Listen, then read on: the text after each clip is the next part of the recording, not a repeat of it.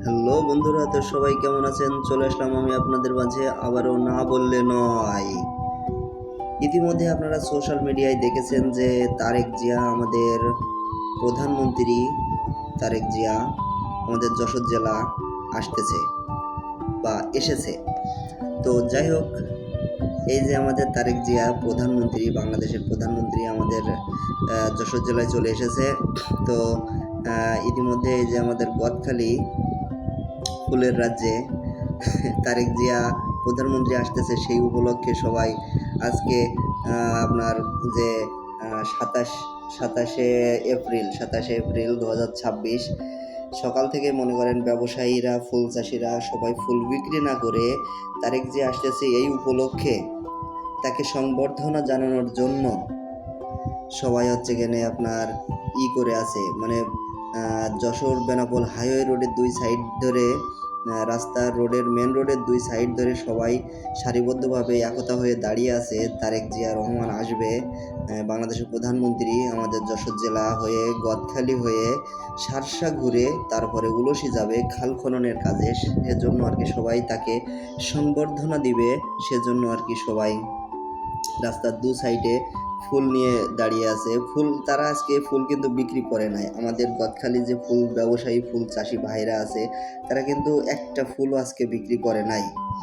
শুধুমাত্র তারেক জিয়াকে সংবর্ধনা জানানোর জন্য, তাকে ভালোবাসে সেই খাতিরে তারা কেউ আজকে ফুল বিক্রি করে নাই। একটা টাকার ফুলও কেউ বিক্রি করে নাই। সবাই নিজের ক্ষেত থেকে, নিজের জমিন থেকে, নিজের পরিচর্যা করা চাষের যে ফুল, অর্গানিক যে তাজা টাটকা ফুল নিয়ে সবাই অপেক্ষায় আছে যে তারেক জিয়া রহমান যখনই যাবে আমাদের এখান থেকে, তখনই তাকে ফুল ছিটিয়ে সংবর্ধনা জানানো হবে যে তাকে কতটা কি পরিমাণ আমরা ভালোবাসি, তাকে কি পরিমাণ শ্রদ্ধা সম্মান করি।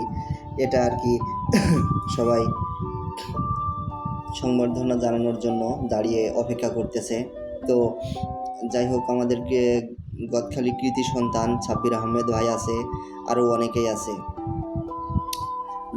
মানে এক এক করে নাম বললে তো নাম বলে শেষ করা সম্ভব না। আমাদের গদখালি একটা বিএনপির ঘাঁটি।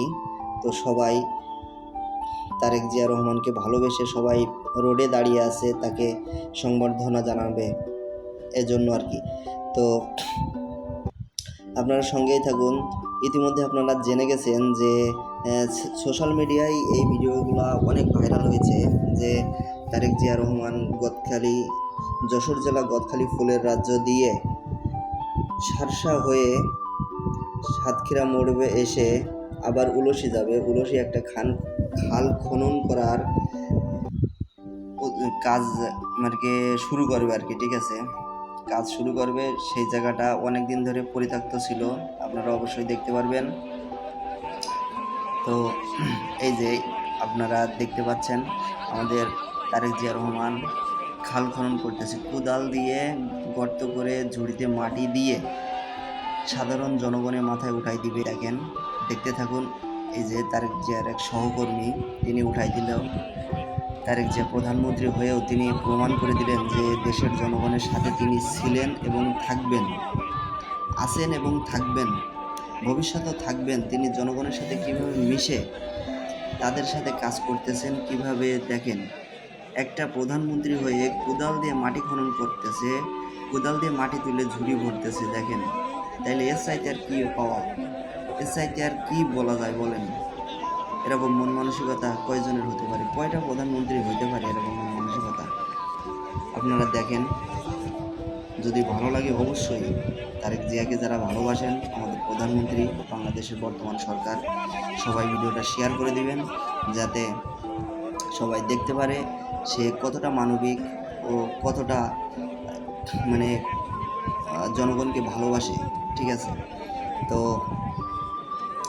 সবাই ভালো থাকবেন, সুস্থ থাকবেন, আর ভিডিওটা একটু বেশি বেশি শেয়ার করে দিবেন। আর যদি নতুন হয়ে থাকেন আমার পেজটি ফলো করে দিবেন। ধন্যবাদ সবাইকে।